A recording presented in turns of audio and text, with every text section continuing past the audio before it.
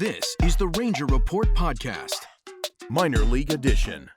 News, insights, predictions, interviews, and information about the Texas Rangers minor leagues. And now, here are your hosts, Ben Dieter and CJ Berryman.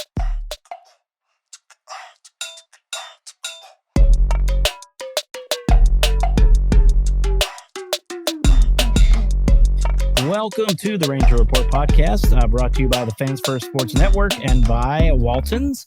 We are also presented by Dallas Sports Nation, and we are on the Premium Health Solutions online studio. I am Ben Dieter. You can find me at Twitter at BDieter75. I'm CJ Berryman. You can find me at CGB_RR on Twitter. And you can find us at the Ranger Report on Twitter, as well as on Instagram and Facebook. Those are the three we use the most, so check us all out. This is our minor league edition, of course, as you heard the new intro there off the top. So trying to change some things up and differentiate the different shows from each other. We'll debut the new one Sunday on our next podcast, the new intro song that we have for the regular show, which I like it and CJ likes it. I think it's going to rock and roll. So yeah, good timing for, since we just got with the Fans First Sports Network. So trying to clean it up and make it obvious what show it is by how the intro goes. So hopefully that'll work for everybody. We're trying to clean up our act too, but I don't think we that's are. But work. No, I don't know. That's never going to happen. Not so for me. Anyway. Yeah. We're too old and set in our ways. All right. Tonight, we said on the next minor league show, we're going to talk a little bit about the top 10 prospects. So I was going to start by cheating a little bit and going with number 11 and 12 tonight, who are just outside the top 10. Number 11 is TK Roby, and number 12 is Jason Morabel. So CJ, talk about TK Roby a little bit and how he's been this season. Yeah, TK, he started off badly. We talked about him earlier in the year as being somebody that we were worried about. It seems like each time we do that, they start doing well because he's been very good since, let's see, I'm trying to look back which game it was that he really picked it up. Well, we'll get to him later, but you remember we started talking about, is it time to worry about Jack Leiter? And then he completely turned it around. Yeah. So, TK turned it around. Unfortunately, now he's been shelved. He's on the IL, got a shoulder injury, not sure the extent. But that sucks because he had just gotten over the big old hump that he was having to deal with early on in the season. But that's unfortunate. So Jason Morabel, though, dude's tearing it up. Jason Morabel right now, he has a batting average of, just a second, let me get back to it. He has a batting average of 273, slugging of 313, and OPS of 697. And he's hitting really good, especially right now. But Jason Morabel, he had a grand slam in a game the other day, so he is playing real well so far for Down East. That team is doing pretty decent, I believe. We'll look at that a little bit later in the broadcast. But both those guys right outside the top 10. And when you look at the top 10, I don't really know who you'd replace either of them with, but I just feel like they at least deserve a shout out. Yeah, they should, and you can bump them up a spot because at number 9 is Kumar Rocker, and he's not. He's not with us anymore, or at least not right now. And I have a feeling by the end of the year, Sebastian Walcott will be in the top 10 as well. Yeah.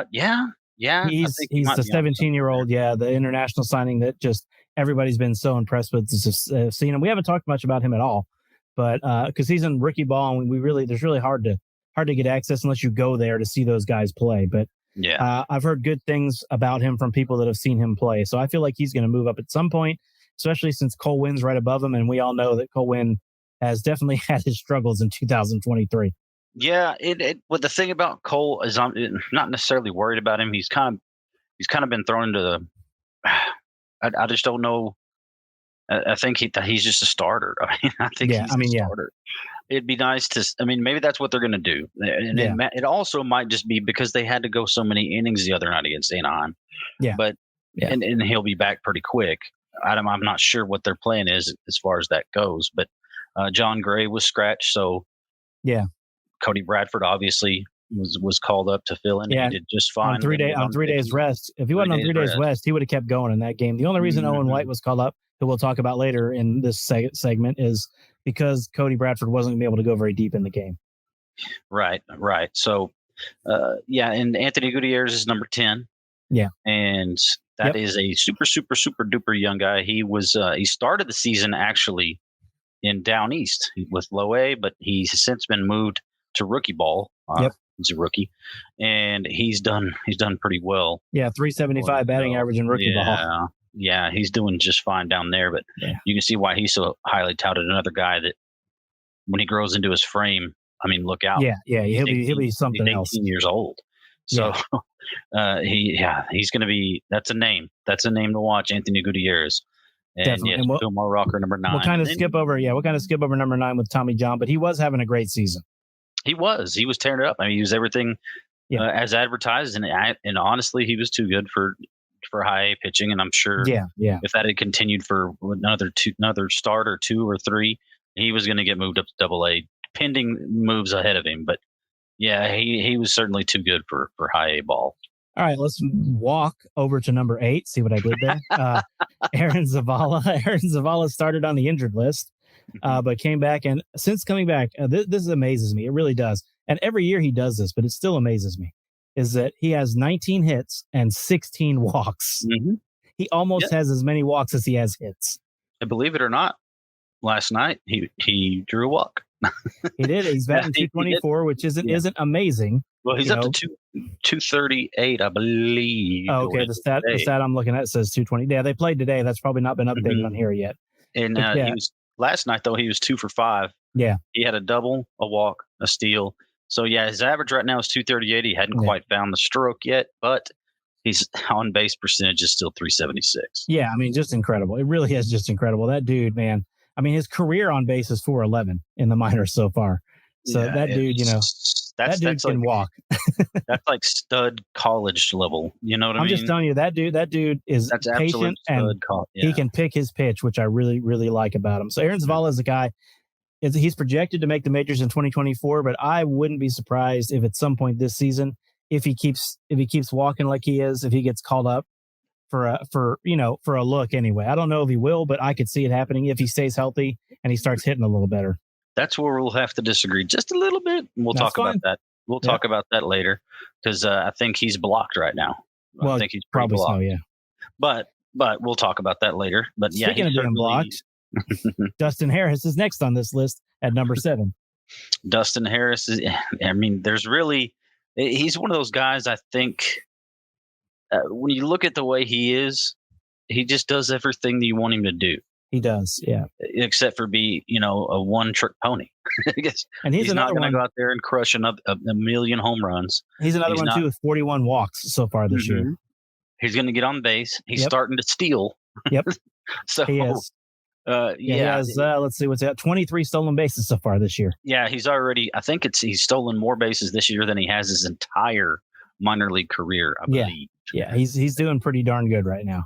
Yeah, so Dustin Harris. And he's a guy, you're probably right, that I could more see coming up this year than Aaron Zavala. Him being one, and then even not even including Dustin. But the other night, let's see, this is the 12th, and this is in Jack Leiter's last start, which we will discuss. This was 2 days ago. Yep. Dustin was 2 for 4 with a double, a walk, 246 batting average. Yes, that's low for him. But he still got a 382 OBP. Yeah, and a 404 slugging. So he's doing just fine. He's all right. He's going to be just fine. And then, next, if you didn't see it, he was on the show just a couple weeks ago. The number 6 prospect, Justin Foscue. Yeah, Justin, he's building some value for himself, playing 2 different positions right now. And I think he's going to be tried to play more. It's kind of like a Josh Smith, or if he can learn to play first, like Zeke Duran. But yeah, I know it's kind of cool seeing him play first this evening. Yeah, it is. It is fun, and certainly would never have imagined him playing there. No, first time in his entire professional career. Yeah, we traded for him. Didn't imagine. By the way, him thank you, New York. Either. Yeah, thanks. Appreciate that. But yes, so Foscue, in my opinion, is doing what you want to see. His OPS, which that's the big stat everyone loves right now for hitters, was 850 in Frisco, and it's 893 in Round Rock. You want to see it go up as he moves up levels, which means he's adjusting and doing well. I mean, his batting average for the whole year last year was 288. As of a couple days ago, it was sitting at 277. It might be higher than that now, but he's just doing what he needs to do. He's got 59 hits this year. He's only struck out 29 times, and he's walked 38 times. Yeah, he's walked 9 times in his last 10 games. Yeah. He's also gotten a hit in 8 of his last 10 games. Yeah. So he's doing very well. That's Foskey. That's just Foskey being Foskey. Well, he's definitely one injury away from maybe making the squad for a little while. Yes. Maybe. I mean, there's so many ways they could go.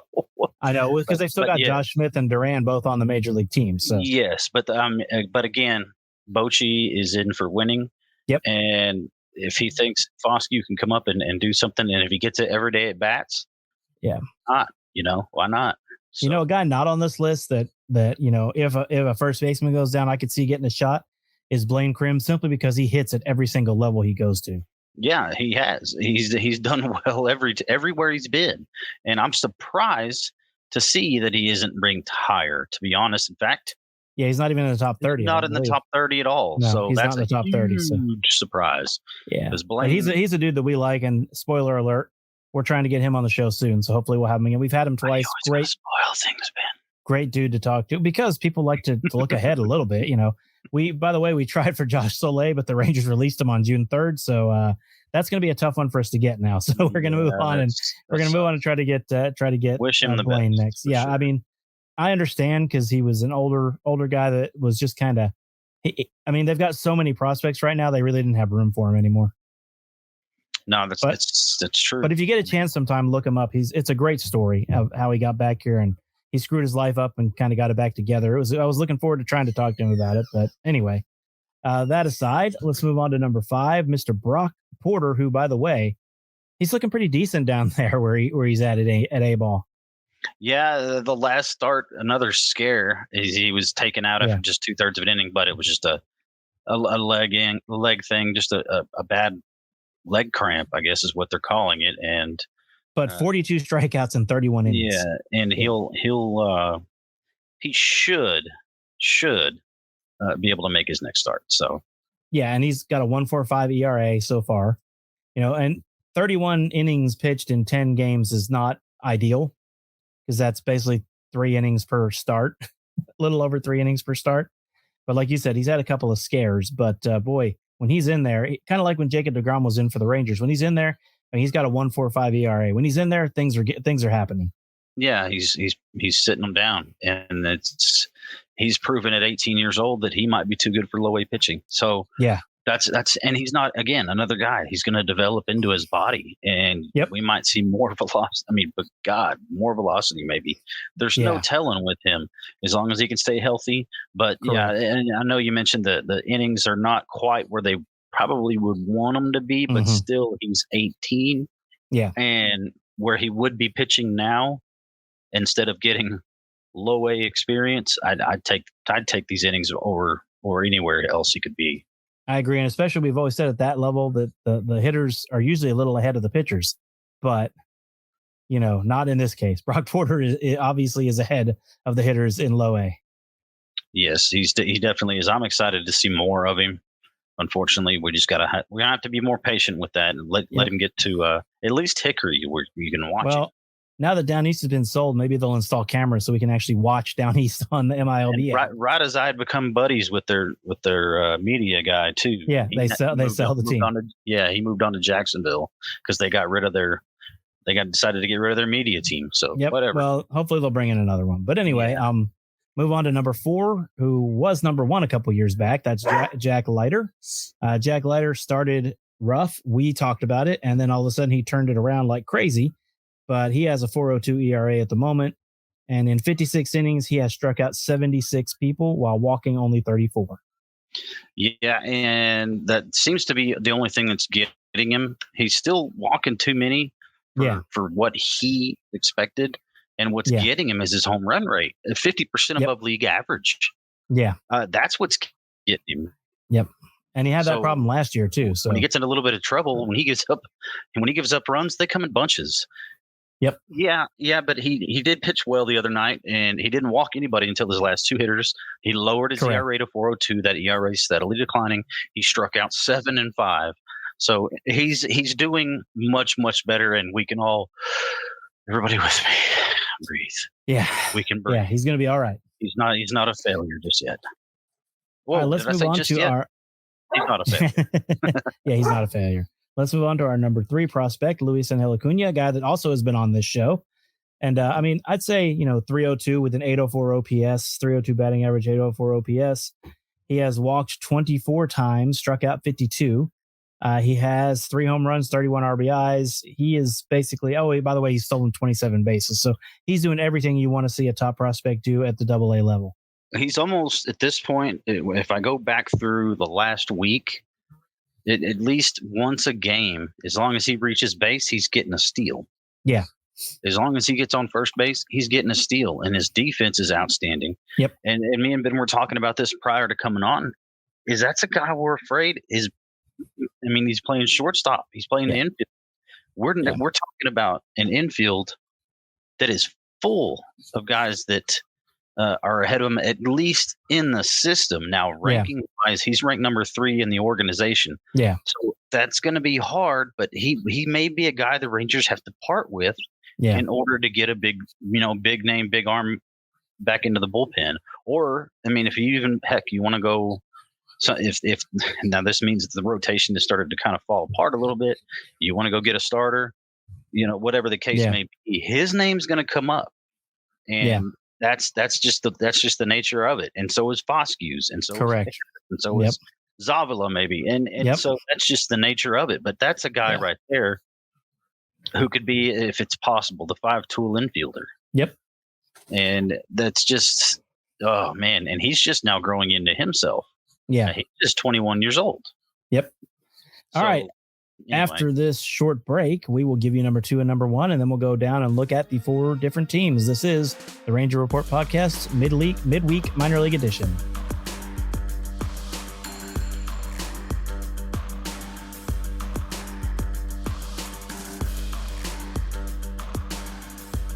Welcome back to the Ranger Report Minor League Edition. Let's move on to the number 2 prospect for the Rangers.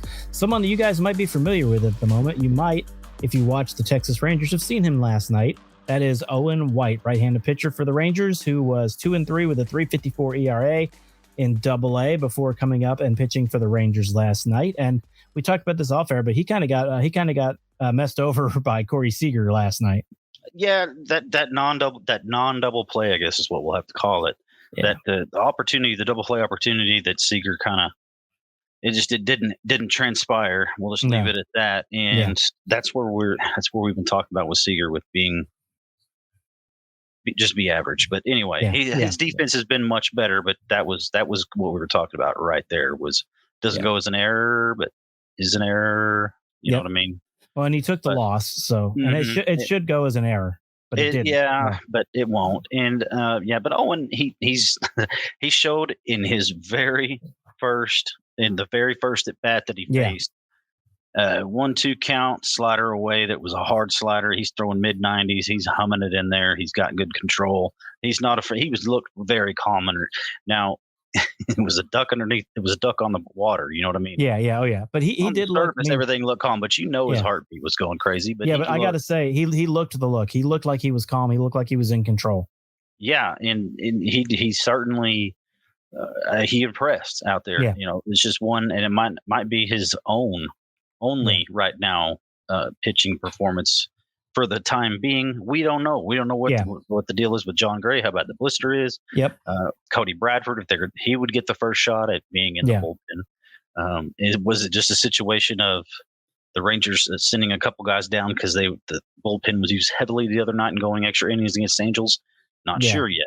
So Owen, I was a little surprised to see his name as a call up. I was too, but also not surprised, if that makes sense. I tweeted that I thought it was a bad idea personally, just because I've got PSTD from watching the Rangers ruin prospects by calling them up way too early. You got PSTD so bad that you forgot how it's I don't know how to spell it. Yeah, whatever it's called. And I don't blame you. We've seen a lot of that. But he looked a lot better than I thought he would. He looked a lot more confident than I thought he would. It was a flash, and that's why I think, okay, you got the taste of it. You faced 2 of the best hitters of our generation. Yep.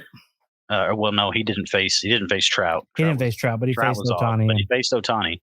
and just he attacked. So I just the way Owen White goes out there and pitches, and he's a big dude.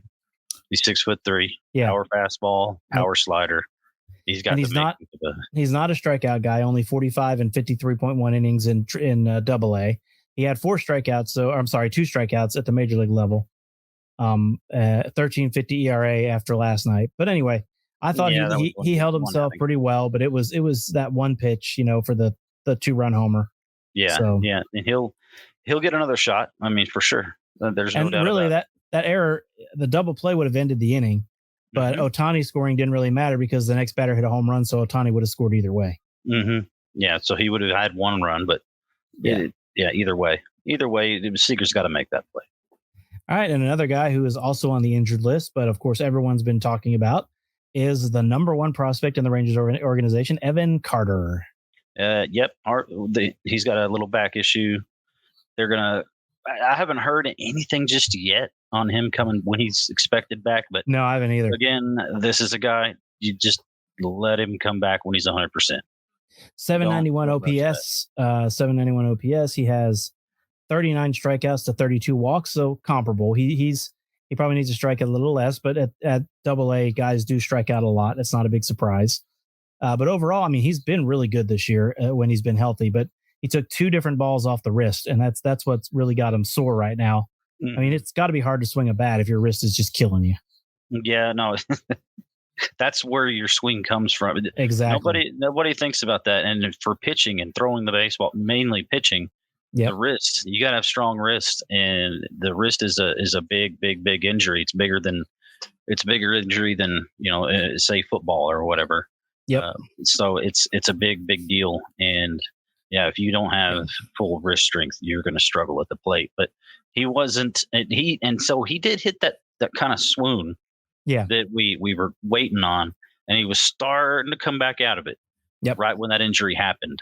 And so we didn't get to see the rebound. So it's going to be interesting to see. Now we're going to see another type of rebound, and that's coming off an injury rebound. And now I'm pretty sure, I already was kind of sure, but I'm pretty sure you're not going to see him at the major league level in 2023. No. And I mean, this is another reason why I kept saying, no, you don't want to see him up there this year. Don't. Not yet.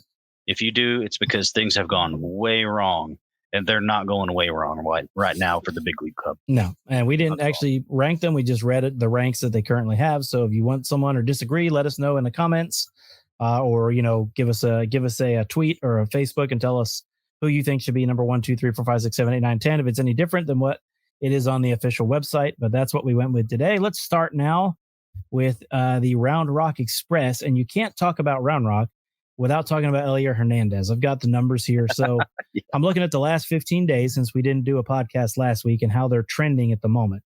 In the last 15 days, Elier Hernandez is batting .527, and this isn't a misprint, with a 1492 OPS. He's hit 5 home runs, knocked in, are you ready for this? 24 runs in the last 15 days. Coming into play today, hitting 341. Yeah. I mean, in total, but 527 in the last 15 days. And it gets even worse if you look at the last 7 days. I was telling CJ off the air. This was 7 days. I didn't believe. But 571 with a 1911 OPS, and he hit 4 home runs in the last 7 days. Yeah, and this 12 is 12 RBI in the last 7 days. Last year we thought was just another guy. Yeah, and he is playing really good, and he's kind of jumping JP, who we thought was going to be the guy this year that might get a chance. Yeah, and JP didn't help himself by getting injured. Now he's back off the injured list. JP is back off the injured list. We're talking about you can't bench Elier right now with the way he's playing. You can't. So you fit both those guys into the lineup somehow. Yeah, and that's going to be interesting to see if an outfielder does get needed. It does become needed from the lower ranks, which of those two it's going to be, because Elier's got some major league experience. He does, and he is really, I mean, it just looks like it's too easy for him at Round Rock right now. Yeah, he's down there tearing it up. And he is it's amazing that they're still pitching to him, to be honest. But anyway, and the reigning another thing about Ground Rock. Glenn Otto made his debut of the season last night on a rehab assignment. He did 3 innings, did give up 2 hits. One was a homer, and it was just one bad pitch, really. Yeah. He threw 36 pitches, 25 strikes. He was on, and it was a slider from what I'm reading that just was left over the middle and got pummeled. But so he looked. That's going to happen when really you're rehabbing, though. But but still, even after that game last night, his whip let there be light 0.067. That's pretty good. Yes, and Mark Church has started to look like Mark Church. Good gracious, he's looking good. Lowered that ERA back down to 4.70. It was up to like 13 something. Yeah, in the last 15 days, again, his ERA is 3.6. So he's lowering that ERA down. Yeah, and he's getting a lot of experience. It feels like he's pitching every day. Every time I look at these reports, Chase Lee, another outstanding outing for him. Yep. He's starting to really settle in. Oh, he's one of the people have thought since the last year that would be called up at some point this year. Yeah, and I think that might be the case at some point as well, because if the bullpen, I mean, you just saw two moves made last night with two guys on the bullpen getting sent out. Yeah, and Cole Reagan's back down. Yeah, Reagan's is one of our buddies too. So yeah, but he is not. I mean, he's not. He started the season great, and he is like Taylor Hearn. He just started struggling bad. Yeah, and so he needs to go down. And I mean, again, that might be just a situation where they want to keep him up, but because there's so many arms, including himself, was used that they had to make a move. So that'll be interesting to see. But I don't expect Reagan's to be down long. But no, yes, Chase Lee, he had 3 Ks in 2 innings the other night. Davis Wenzel. Yeah, go ahead. Yeah, go ahead. Davis Wenzel, he's still doing good things here. The home run, he hit a home run. It was his 14th, and this is per Scott Lucas that he had one of the unluckiest home runs ever. It only went 356 feet and 89.9 miles an hour. Oh wow, that's slow. So. And they're playing El Paso right now. So I don't know if they're down there. I don't think they're down there. Yeah, no, they're at home. They're at home. They're at home. Yeah, I don't know how he hit. Anyways, he's been playing well lately for sure. But Bradford's also still tearing it up. But a guy I wanted to talk about on the opposite side who, hopefully is going to recover someday. But the thing that's killing old Cole Winn is his walks. I was telling CJ off the air. He has 5 strikeouts and 10 walks in the last 15 days. Last 7 innings, he's walked 10 people. You just can't walk 10 people in 7 innings. Nope, that's a quick demotion if your name isn't Cole Winn. Yeah, I mean, he's got to get it together. And he's been having walk trouble since 2022. Hopefully, you just got to, I mean, we're doing nothing but hoping for him here. Yeah, I mean, this is a former number 1 prospect that needs to get back to form. Yes, it's just not looked good at all since the latter half. I guess it's 22, latter half of 22. I could say the full latter half to this point this year. It's just he just looks lost. He has moments where he looks brilliant, and then he just walks 2 or 3 guys. Yeah, then it falls apart. Yep. So Cole Winn is a guy that, again, we're pulling 100% for. We want to see him succeed, but there's only so much that can be done if you just can't get the job done. There's only so much the team can do. So yeah, it's just one of those. Gosh, just cross your fingers is all you can do. Yeah. All right, let's move down to AA ball. We've already talked about some of them in the top 10 prospects because they have a lot. One guy I wanted to talk about, the infielder, is Trevor Hauver, the last guy in the Joey Gallo trade. Trevor has, let me look here real quick. I'm bringing up his stats. All right. He is hitting 229 with a 733 OPS. He has struck out 66 times in 166 at bats, so maybe a few too many. Yeah, but overall, he's playing pretty good in the field. And, at bat, like I said, he's got to get a little bit better at it. He's got a couple of homers. He's got 5 of them so far this year. But he's a guy that I think is right there on the edge of really breaking out. You hope. I mean, striking out around half the time or a third of the times that you're the time. Well, I mean, he did get traded for Joey Gallo. He's just trying to. That's right. He's mirroring. He's just trying to mirror the guy he was traded for. But it's also a thing. He's not that familiar with Frisco with AA ball either. So and when we talked to oh gosh, now I can't remember. Oh, Josh Stowers. Mm-hmm. When he was first here, remember how bad he batted at first? No, he was hitting under 200 forever. Yeah, and then he wound up having a great end of the season. Yeah, and hitting a lot of long balls. Yeah, that outfield had him. It had Bubba Thompson. It had J.P. Martinez. Yeah, that outfield was fast. Dustin Harris. Yeah, it was awesome. I think Dustin Harris came up that year. Yeah, he did. He did. Yeah, he was in AA. Yeah, they had an awesome outfield. Another guy to talk about on the pitching side for Frisco is Ryan Garcia. He's 4-6 with a 3.92 ERA. I'm sorry. No, he's not. That's his career numbers. This year, he is 2-4 with a 6.70 ERA. So doesn't look good. But if you look at the last few weeks, he's been doing a whole lot better. But yeah, he had some struggles there early, and he still has a few struggles. And he is walking. He's not walking. I mean, he's walking too many, obviously, but not in 41.2 innings. He's walked 20 batters, so that's not awful. And he struck out 45 batters in 41.2 innings. So he's just got to be a little bit more consistent. Yep, find the strike zone. He's obviously got the stuff. But yeah, he's going to be dangerous when he finds the strike zone at AA. Yeah, it seems like almost each time I look at the minor league reports, and I look at them each day. Yeah, from Scott Lucas. Yeah, Scott Lucas. He sends you the report from every team in the minors every day, and I see Ryan Garcia every time I see it. You can look at the runs, and you can look at the walks. You can look at the lack of innings pitched, and then you look at the Ks, and you can put it all together. Yep. He just doesn't have much control, but he does have great stuff. Yeah, and you look at Down East last year, he had 12 starts, and he had a 2.31 ERA. Mm-hmm. He struck out 59 guys in 46.2 innings. There so, he'll get there. He'll get there. I just think it's taken him a minute. AA hitting is a whole lot better than Down East or Hickory. Right. And I don't think we said that, Round Rock, they are 36 and 28. Oh, that's right. Yeah. Yeah. Games back. Yeah, I know. Games. Yeah. How do you have a 36 and 28 record in your team? That'd be 10 games back. Yeah, exactly. Frisco's sitting at 26 and 32, by the way. Yeah, that's not what we thought would happen. No. With the lineup that they're trotting out there each. But AA is the Texas League is super competitive this year. It is. It is very good. The Diamondbacks minor league system is picked up, and I know that because I'm here in Amarillo. That's the Sod Poodles. That's their minor league AA team. All across AA, it's a very competitive league. Yep. And if you have a small slip, and actually wasn't a small slip, it was a pretty big slip that Frisco had after the first couple of weeks, where it doesn't take much, and then you're behind because everybody else. It's such a competitive league. You gotta stay around 500. Yeah. Throughout the season against these teams and their talent throughout the year, and then make a run at the end. That's kind of the way it feels. Yeah. That AA, at least the Texas League, appears to be right now, because it's a really competitive league for sure. All right, we will take another short break, and when we come back, we'll look at Hickory and Down East. This is the Ranger Report Podcast, Minor League Edition.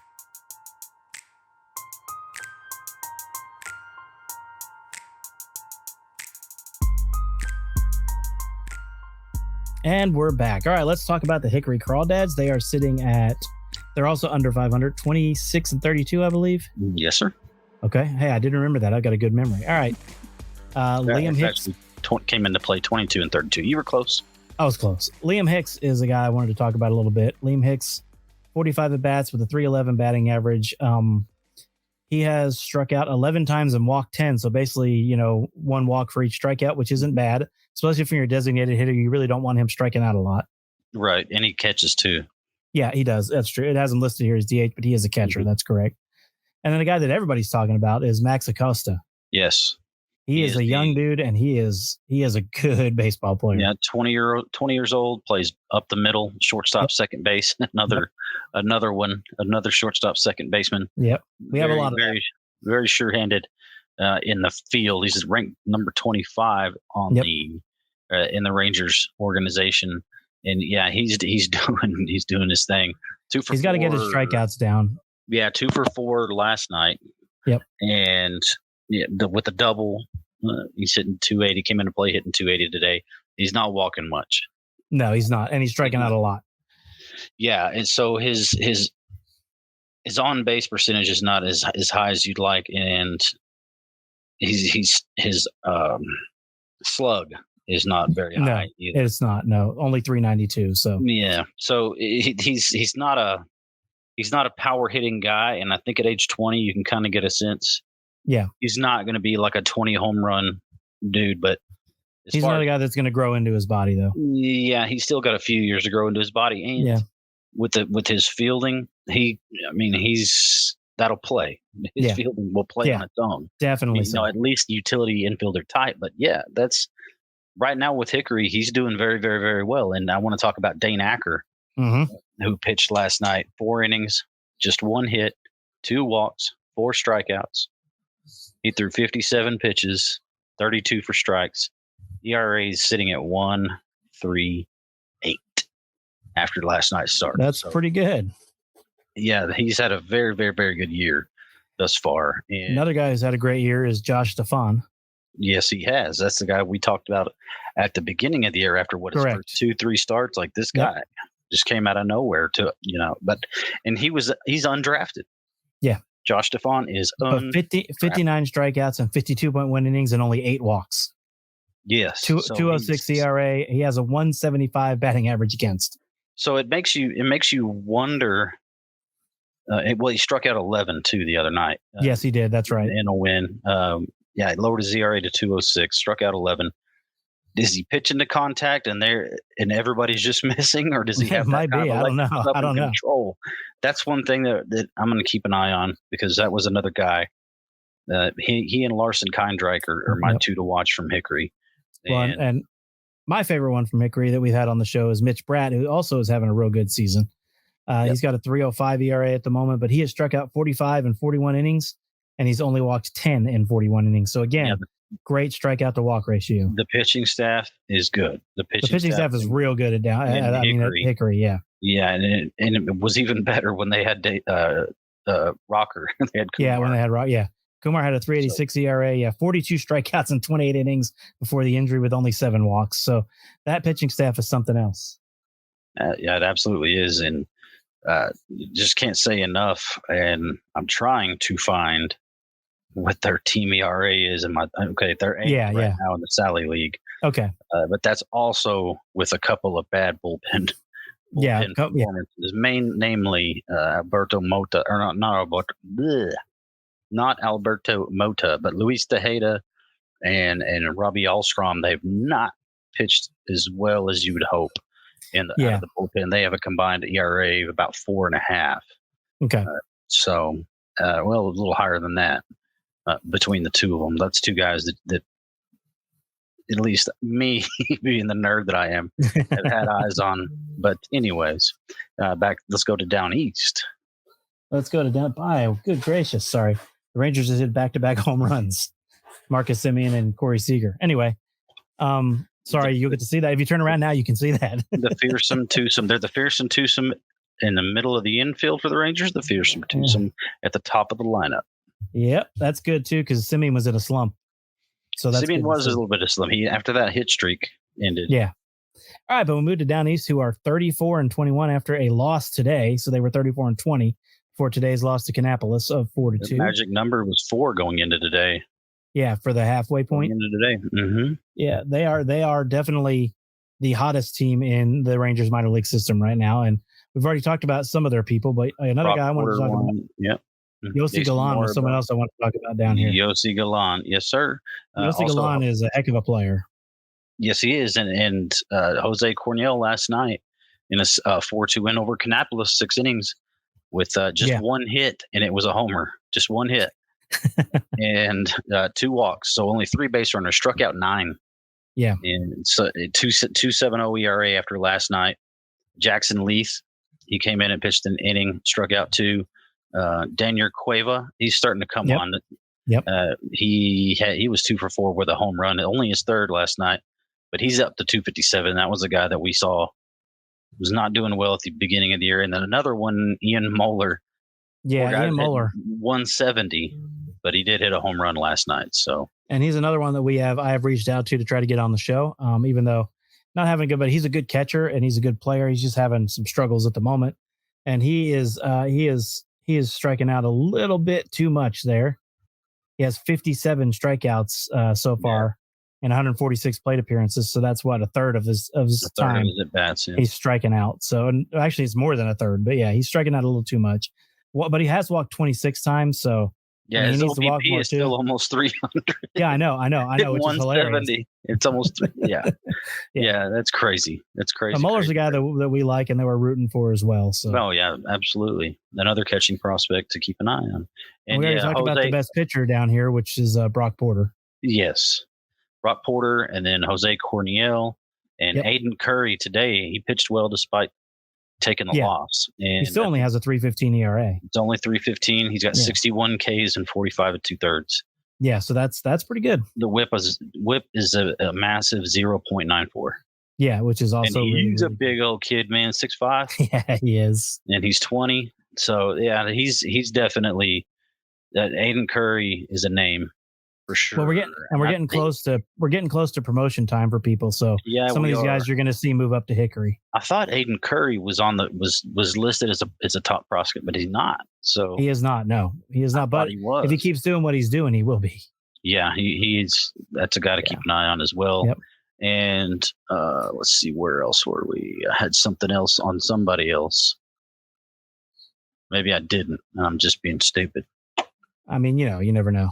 Yeah, never know with me. Yeah, that was it. Oh, Josh Stefan. Yeah, he's up now in the top 30. Yeah. As far as Rangers prospect goes, not bad. Not bad for a guy that wasn't drafted. Yeah, projection is that he's there around 2025. So look for Down East and Hickory away games, and you can watch those on the MILB app. Yes. But you can't watch their home games yet. But like I said, hopefully that will be coming soon because, I mean, I enjoy watching those guys play. Those guys are almost more like watching college ball than they are watching pro ball, the way those games are played, the way they're filmed and all that. So anyway, hopefully one day we'll be able to watch those, and then I'll be even more torn about what to watch because I'll have 4 games at the same time I can watch. Well, I've got 4 screens sitting here and got one behind me, a big screen behind me. So, I mean, I could make it happen, but I'll be dizzy.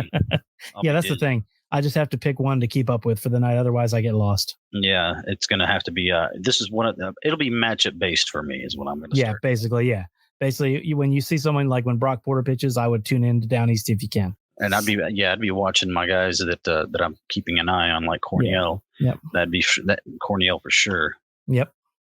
And all right, Curry, this is the Ranger Report podcast. Thank you guys for tuning in. Kind of a longer episode, but we hit a lot of stuff, including the top 10 prospects. So if you enjoyed it, let us know. Be sure to subscribe here on YouTube. It's over there. Yeah, it's over there.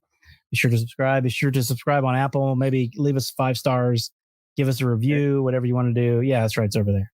Okay. Down there by CJ. Anyway, that is the show for tonight. We will be back with Jared Sandler probably tomorrow or Friday. So you guys have a good one, and we'll talk to you later. Yeah, and another thing real quick before I drop them.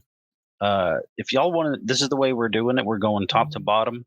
And we see it kind of sometimes feels like we're trying to do more than we should. And we're trying to pack it in a little bit. Give us some ideas if you want. Don't be afraid. Don't be scared. We'll attribute you too. Yeah. And we'll just start trying some things out with the minor. This is the first time we started doing it every week. Yep. So and we're trying things, and if we like it or not, and we might change it up and go bottom to top sometime, just so we have a little more time to talk about Down East and Hickory. Yes, sir. Yes, sir. And with that, been time to drop them. Deuces. I don't know what that is, but thanks for listening to the Ranger Report podcast. Find us on Twitter, Facebook, and at therangerreport.com.